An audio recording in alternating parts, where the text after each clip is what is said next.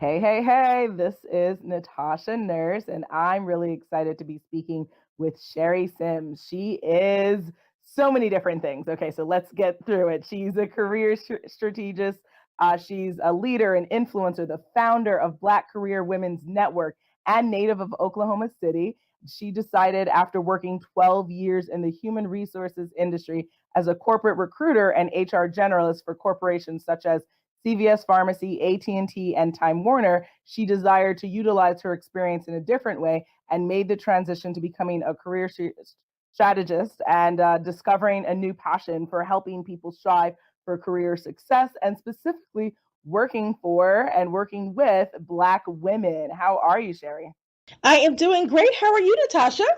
Good. So you have a really interesting background, and I really want, I guess, the first question just to be like, how did you become the woman you are? How did you make that transition from working for someone else to working for yourself, as well as building an incredible platform for women of color? Wow, yeah, that's a good question. I think no one's really asked me that from that perspective before. And I would have to say that entrepreneurship was never on the radar. I was very much a corporate girl, wanting to climb the ladder, wanting to break the black glass ceiling, so to speak, and found obstacles along the way. And during my journey, I thought I was the only one going through all of these things. I was Mm-hmm. beating myself up thinking, what's wrong with me? Why can't I navigate this successfully? Why am I coming against so many roadblocks or challenges, so to speak, and not recognizing that it was a more of a worldwide problem that Black women experience in corporate America. And so when I got to a place in my HR career when I no longer wanted to do the work, Mm-hmm. I wanted to do something different. I had no clue what it was going to be. I was like most women who are in mid-career, we're at this discovery of like what's next, and that's where I was. And Mm-hmm. I did discover career coaching. It was never on the radar. Mm-hmm. Um, when I decided to do it and change careers, that's when Black women started calling me. And I did something as simple, Natasha. It's just updated my LinkedIn profile. That was it. And Mm-hmm. that changed the trajectory of everything because that's when I discovered that there were women like me who were also having the same challenges. Mm-hmm. And when you discovered that, and then also realized during the same time that all this time I've been like beating myself up throughout my career, I was never by myself. And there were other women like me I could have been calling on and talking to and getting advice from. And so that's when I decided to start the network. But it was a, Mm-hmm. but it was a journey. It was a process before I even got to that place. And I'll just back up a little bit to share. In 2008, I was working as an HR generalist and had an opportunity to be groomed as a director and for a director role. They were Mm-hmm. looking for a generalist to help with that, support that. And so I was overlooked. Initially, the interview process was a little shaky to me because coming from a recruiting background, you know what the process is supposed to be like. And Mm-hmm. at the end of the day, I found out my manager didn't want me to leave, didn't want me to go anywhere, wanted me to stay right where I was, just kind of really blocked the opportunity. And I wasn't happy about that. Mm. So, as most Black women we do, I internalized it and felt like, what's wrong with me? Why couldn't she Mhm. give me a good recommendation? And I was Mm. looking for a mentor and couldn't find one. And so I started a LinkedIn group, named it Black Career Women's Network. No one joined it, Natasha. It was like crickets, okay? There was no one coming in. I was so excited when I started this LinkedIn group. I'm thinking, oh my gosh, these Black women are going to come into this group. We can have this wonderful dialogue and we can really help Mhm. solve these challenges and all this stuff. And no one joined. And so I, Mm. I completely forgot about the group. And 2 years later, in 2010, I relocated to Cincinnati, Ohio. That's when said, I don't want to do HR anymore. I want to change careers. I want to do something different. Started doing career coaching for a nonprofit and then updated my LinkedIn profile. And that's when Black women started calling me and emailing me and asking me for career advice. And I still didn't put two and two together, Natasha. I was like, why are they calling me? I'm not an expert. um, what do I have to say? What can I offer? Not thinking from that perspective, because all I am is just a mid-career woman who's looking to make a change for Mm. herself, for Mm. herself. And that's when, again, back to the original story of going in and discovering that other women like me were having the same challenges. And then something just told me to go check my LinkedIn group. Hadn't checked it in a couple of years, okay, since I started it. And Mm-hmm. I had like 220, something like that, people waiting to get into the group. Within the 6-month time frame that I changed careers. Mm. And Gotcha. so the light bulb went off and I said, "Oh my gosh." So I think I have Mm-hmm. something here and I really want to help Black women to know that they're not by themselves in this journey. And Mm-hmm. so when I came to thinking about what kind of model this should be, what should it look like, and that's when the light bulb went off. And I said, "You know what? I'm going to name this business the name of the LinkedIn group, Black Career Women's Network." So that's really how it got started. Mm-hmm. And when it comes to the Black woman's journey for career changes or advancement, what do you think are the biggest challenges we're facing? We're facing stereotypes. We're still facing bias, but I think we also are facing the lack of training that we need to be able to navigate that next level, that C-suite Mm-hmm. level, that leadership level that we need. Because when you are a frontline manager or even a mid-level career manager, your skill sets are different. You're managing from a skill set. When you go into the C-suite or executive level, you're managing with a mindset. So your communication, your influence, how you influence, all these things change. And Mm-hmm. so I think we're not getting the preparation that we need from that mid-level career that prepares us for the executive level because we desire it, right? But Mm-hmm. we're not getting the opportunity to actually elevate to that level. And so we need to be groomed at the mid-level and be prepped prior to getting there. So some of us may get Mm-hmm. there, but we may not stay there because we haven't done the prep work to sustain. Interesting. Okay. And recently, there was like a report done last year, I believe, that said of the boom, the golden age of entrepreneurship that we're in, the actual number one growing group of entrepreneurs are actually Black women. And so, what do you think is kind of driving that movement? I Well, two things: the freedom to allow us to be ourselves completely, authentically, right, in what we're doing and using it, and being able to utilize our natural home talents and gifts in a space that we're free to do that. And so the next thing I think is because we're not getting the visibility, the access, and the opportunities to elevate ourselves in the workplace. We're like the black glass ceiling is capping us out. Some of us do Mhm, not believe in this glass ceiling. Some of us believe we're limitless in what we can achieve, which is true. mhm, So, because of the limitations that are put on us in corporate America, we do understand we have to play the game. We do understand all the aspects that come along with the games that are played in the workplace. And mhm, some of us are okay with doing that, but we still want to be able to have the opportunity to achieve and grow and elevate to the level that we desire. mhm. So we want to kick through that glass ceiling and continue to grow, continue to go to new heights. And really, it boils down to the limitations that are placed upon us in order to do that. Okay. And for everyone listening, can you explain a little bit more about what does the Black Career Women's Network offer? Absolutely. With us being an organization supporting the career development of African American women, we do talk about these issues. We do tackle the things that impact us in the workplace. So we offer live webcasts.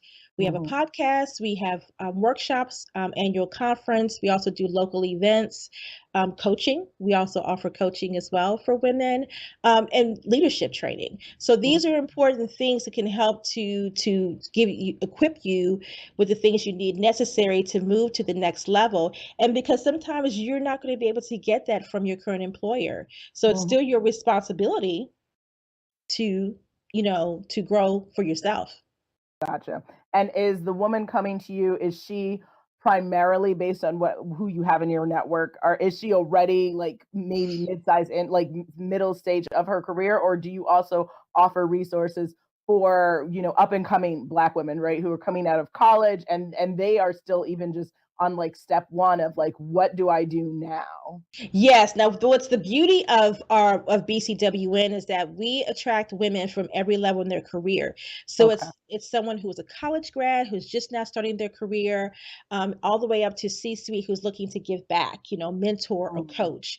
So that's the beauty of our network is that we have women from all ages and stages of their careers who Mm-hmm. participate in what we do. And I designed it that way because I Mm-hmm. really feel as if we need, if I knew, and I'm sure you probably do, Natasha, too. It's like if I knew what I knew when I was graduating from college and started my career, I'd have been like Oprah by now. I mean,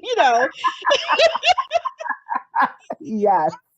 Deborah Lee or someone, I definitely would have been owning the whole thing. So, and I actually have mid-level women and even senior executives to say, "Oh my gosh, I wish something like this would have been around when I started my career."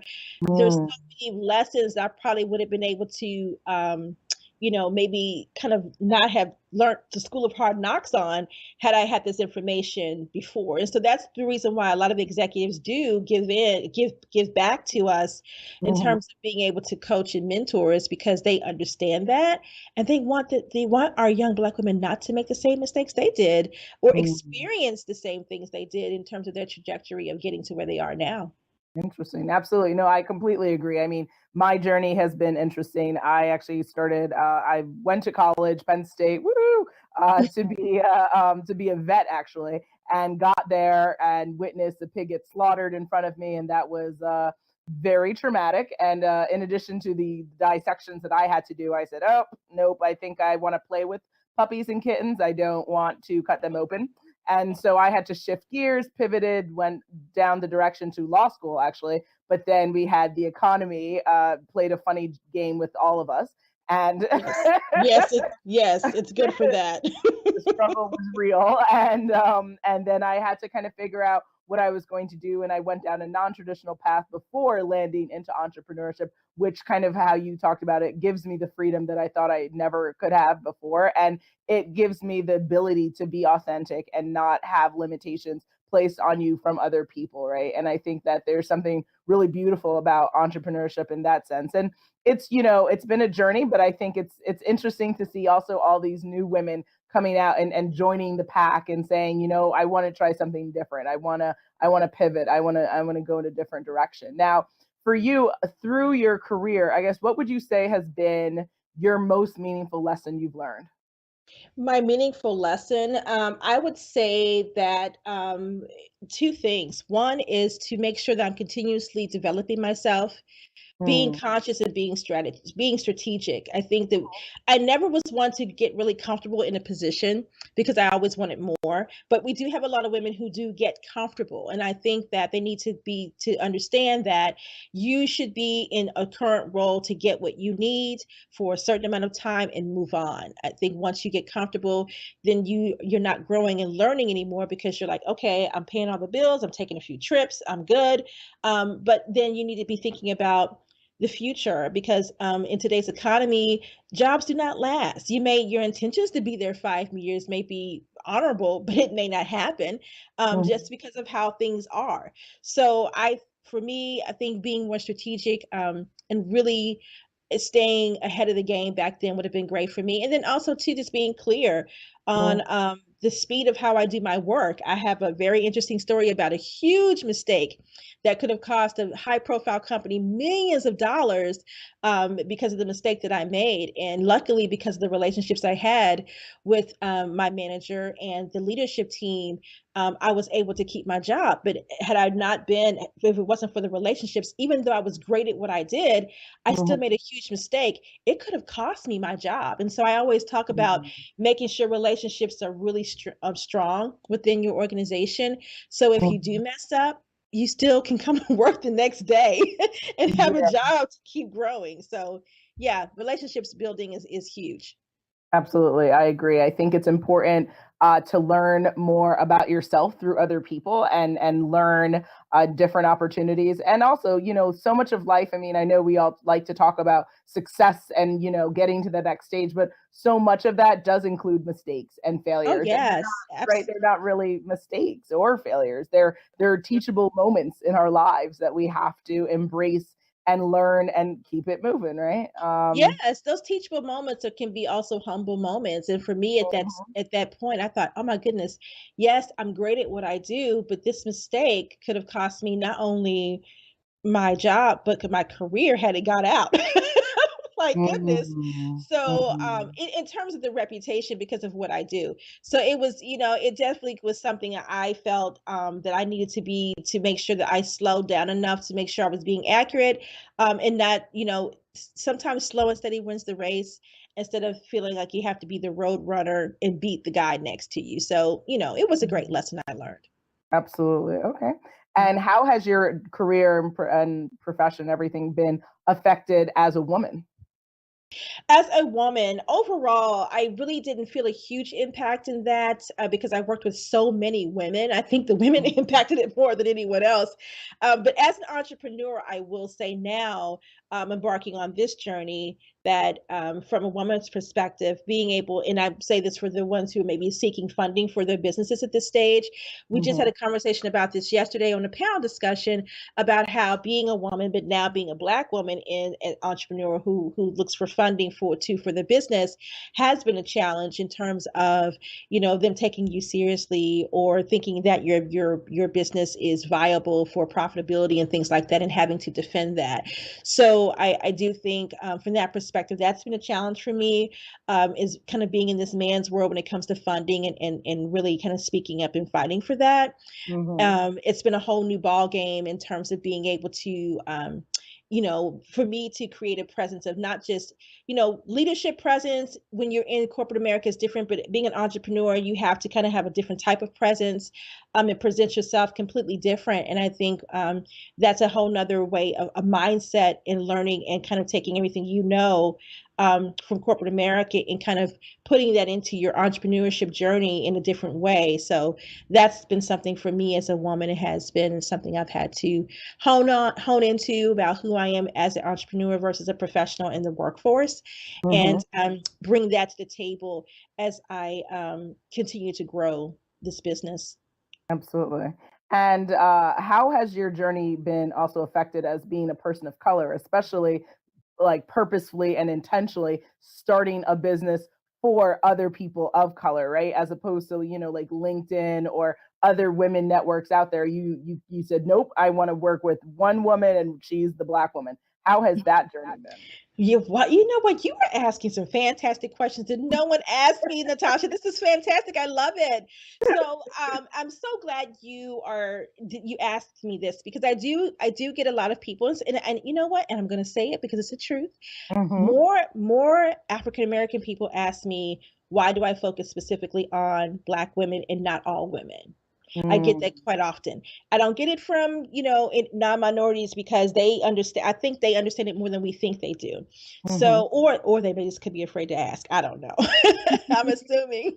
But they asked me that, and I said the reason why, and I'm very clear when I say this to people.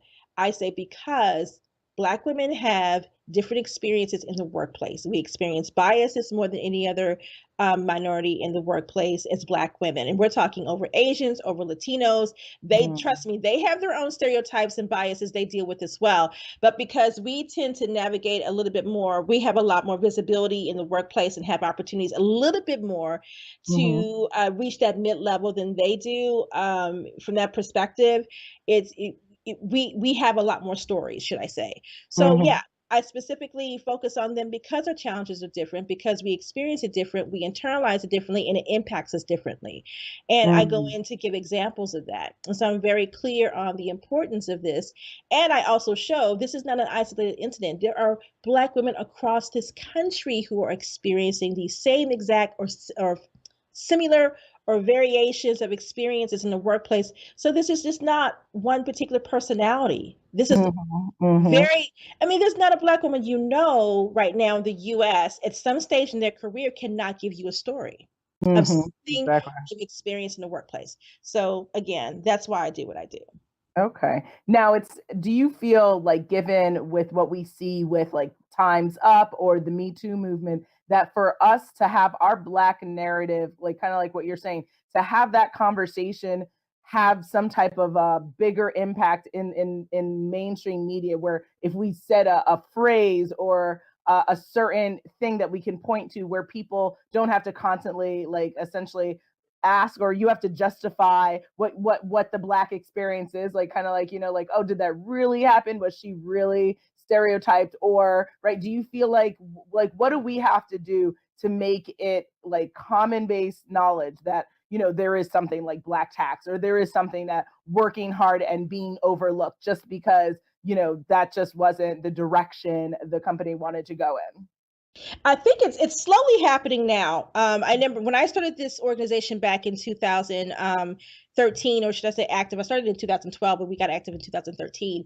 Mm-hmm. It really wasn't talked about a lot. So we were having these conversations, but of course, I'm growing it from a virtual national standpoint. So with it being a national organization like we are, we talk to women all over the country. So the conversation wasn't as common as it is now. I would Mm-hmm. say within the last year with the hashtag Black Women at Work, it has definitely opened up the dialogue to people recognizing it more. And of course, with reports like Talent Innovation and reports from Essence Magazine about Mm-hmm. hashtag Black Women at Work, which are bringing more enlightening people more on the experiences that we're having. Mm-hmm. Those things right there alone are bringing the topic up to the surface, to the forefront. I'm not sure if you were aware of the hashtag Black Women at Work that went viral last year, Mm-hmm. um, based on Bill O'Reilly's comments about, Maxine Waters, about her wig. And so Mm-hmm. Brittany Packnett, she kind of reignited that hashtag about, hey, share your Black Woman at Work story. And it just lit Twitter. Mm-hmm. It just on fire. And I mean, Natasha, I think I was in my desk for 2 days straight, like looking at all the tweets and Yeah. retweeting and sharing. And it was beautiful for me. It was beautiful to see these Black women utilizing this hashtag and sharing, just briefly in 160 characters, what happened, what something they've experienced in the workplace from Mm-hmm. a bias standpoint, or what have you, or whatever it may be. And so people still continue to use that hashtag right now as we speak. Someone's probably hashtagging something that happened Mm-hmm. to them at work with this hashtag on Twitter. Gotcha. So I would say that is probably the most important thing, is to continue to utilize our social media platform to get the word out. And then Mm-hmm. as far as the Me Too is concerned, I think that that's just a woman overall thing. I think you may not hear a lot of women, Black women, sharing their Me Too stories, because at the end of the day, that's probably not as experienced as often as it would be, the bias and the microaggressions and the marginalization that they experience more often than that. So for me, I think it's okay. Mm-hmm. Speak your truth about Me Too, but let's keep this hashtag going. Let's keep the conversation going about what we're experiencing in the workplace, so we can actually create some actual change within these organizations. Okay. All right. And I guess now then my next question would be, given all the women that you're working with in the network, your vast knowledge as a recruiter, as a career strategist, what are tips that you can give for the woman or the man listening? But I know, we work with the women, so that's definitely the focus. For them, and if they are either looking to like make a transition in their career, what are key things that they need to think about to really do that effectively and successfully? But then also, if you're struggling to figure out who you want to be in this world, because I think a lot of people that I work with as a coach and as a consultant, they struggle with their why. They struggle with having purpose and even discovering what their purpose is. What are things that you would say to help that get that fire started? They definitely need to slow down and discover, what are they drawn to. This is kind of how I discovered the career coaching piece, because once the conversation had came about this type of work, I was drawn to it. I said, Mhm. what is it about this work that I'm drawn to? So I took the Strength Finders assessment, and I didn't take it. It was Hmm. given to me by a professor to take it. And I was, trust me, Natasha, I had massive attitude. Okay, Black girl attitude. I didn't want to take it. I had Black girl attitude, because I told my professor, I said, I don't want to take this. What do I need to take this Strength Finder assessment for? I don't need this. I know what I'm going to do. And Mhm. I reluctantly took it and changed how I saw everything. And it Hmm. validated some of the strengths that I had. And I'll give you an example of that is when I looked at my top 5 strengths and I started to read about those, and I said, "Oh, okay, this is me." And then there was one specifically about being a strategic thinker, and I read about that and how it really applies to me. And then I think, "Oh my goodness, this is why." And I sort of think about flashbacks of some things that that had happened to me in corporate America, as to why I got so much pushback and wasn't allowed to do specific things because of how I think, how I see the big picture, how I like to go in and add value, or um, this could be a possible potential hotspot if we need to resolve a solution for that, and was not able to, really get support for those things. I started to realize these are my strengths, and I haven't been able to use these in the roles that I were in, and that was part of the frustration.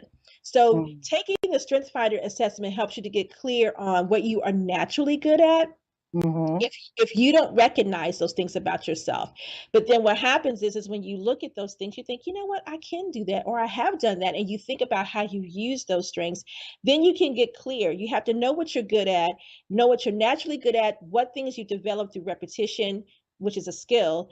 And then you look at, okay, how can I utilize these things in my next role? And sometimes we have to get creative and say, and explore what mhm, those options are. And then I realized, you know what? I have the skill sets to be an entrepreneur.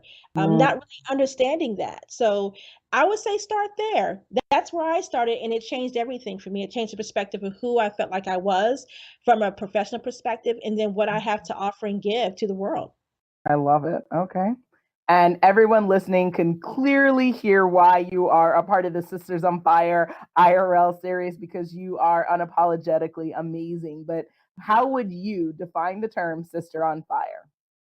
I would say someone, again, apologetically just who they are, and not afraid to really transform to who they really are on the inside. Because you always hear people say, there's something more in me that's trying to get out, right? But you Mhm, have to take the time to discover what that is, and do not be afraid to show the world what that is, and do mm, not conform to what you think other people say you should do, say you should be, including your parents, including your family.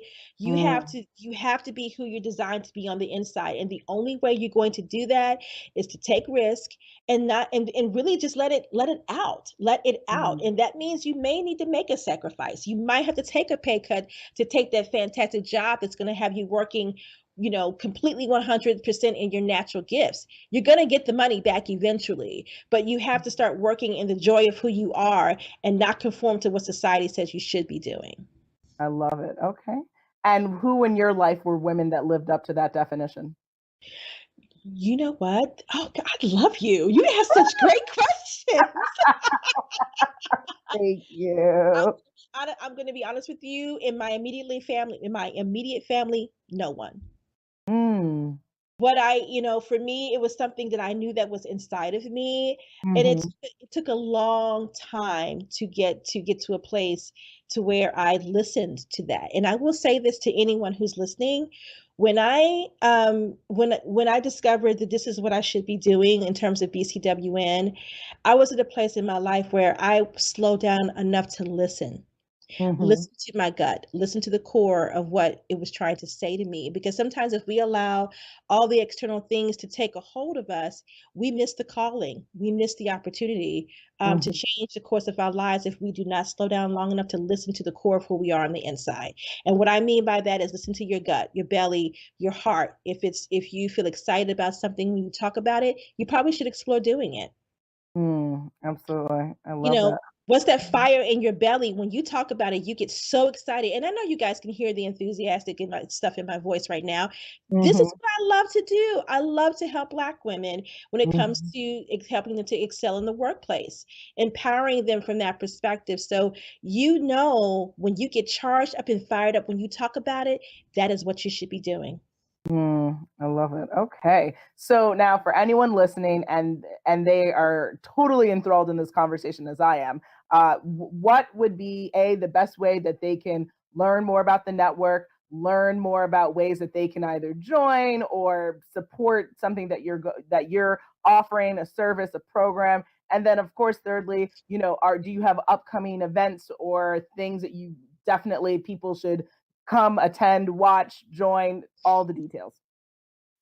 Yes, they can go to bcwnetwork.com. Again, that's bcwnetwork, all one word, .com. And they can look at information to join. They can look at some of our different types of things that we offer. We have a network called the Collaborative, where they can join and they can actually meet women from different areas, different cities, in the different women in different cities, different industries that they're in. We connect, we share dialogue in there as well. And then we also have something called the Career Smarts, which is our workshops and e-courses that we are launching. We have some in there now, and we're study building that platform. And then we also have a library of videos called Career Conversations. And Mm, those specifically are topics that we have talking about that impact Black women in the workplace. And we have various guests mhm, that have been on those topics. And I have this favorite series of mine called The Corner Office, that I talk to leaders like, we have one called Black Women at Work with the editor-in-chief of Essence Magazine, Vanessa Del Luca. And we mm, talk about Black women at work and also talk about her journey, mm, and some of the things that she's been able to overcome to get to where she is now. And we do local events. We just guys just missed out on the awesome Career Smarts virtual masterclass we did last night, which is called HR Confidential. And we talked about how Black women can leverage their HR department, as a Black woman at work for their own success, which mm. the replay will go out today, so they won't miss Awesome. it. And we'll make sure that they can see that on our Facebook group and also on our website. And then last two, we just did a mentor summit. This is our fourth year doing it. Our mentor summit, Natasha, is very important to us because we Mhm, know sometimes if you're a Black woman at work and you're the only, you don't have access to having talking to another one who looks like you that can help you through your journey. So our mentor summit is something we do every year, and we have a panel discussion, and we also talk about, we also do a speed mentoring rounds with different various women of leadership and in their careers, and they share and mentor with other Black women and give them career advice, knowledge, and things like that. So we do that every year, and then we also we're going to be doing a virtual one online in this summer. This summer mm. as well. And we also have an annual conference, which we do in the fall. So be looking for information on that soon as well. Love it. Awesome, awesome, awesome. Well, thank you, Sherry, for being a sister on fire, for sharing your story and your amazing advice. And I know that everyone listening is super excited to learn more about the network if they're not already in it or not already participating. And I guess last thing is just, you have any just last minute words that maybe you would have said to yourself, kind of like, what you were saying earlier, if you could go back, what advice would you say to yourself to make the process of life and career and strategic planning easier? Wow. Well, two things. First, I want to share this first. They can find us on Twitter and Facebook and Instagram at BCW Network. And then they can also Mhm, find me at BCW Network CEO. But the one thing I will share to your question is I would have taken a lot more risk when I was younger. I've always been a risk taker, but I started to play it safe a little bit and got comfortable. But mhm, I'm going to leave you with this quote that changed everything for me, when in 2008, when I created the LinkedIn group. And mhm, that's when I realized there was more out there for me. I just didn't know what it was. And mhm, this is the quote, and it's from a well-known pastor. It's called, "The life God gave you is larger than the life you've been living." mm, It's the life God gave you is larger than the life you've been living. mm. And when I heard that, it was like the gates open, like, ah! It was like, I was like, oh my gosh, there's something out there more for me. I know it is. I don't know how I'm going to find Mm, out about it. And eventually it came about, which is BCW. And I knew that's what it was eventually. And it took 4 or 5 years before that actually, I just thought about that. But mm, here's the thing. God gives us all special gifts. Okay. He mhm, gives us all special talents. Some people have 5 gifts, some people have one. But it's our job to discover what that talent or that gift is. And we need to use that gift or that talent to work in our purpose. So, but mm, it's our job to find out what it is. And mhm. that's the journey. That right there within itself is the journey. And I you'll know when you've arrived. You'll know. Mm, absolutely. There is nothing else that can be said. I feel like we just went to church, actually. I'm like, ooh, yes, just like, amen, sister, sister. Yes, yes, yes, yes. Thank you. That is amazing. And I can't wait to see all the things that, you and your team continue to do. So thank you for everything that you do and being yourself. Absolutely. And thank you for having me. This has been fun.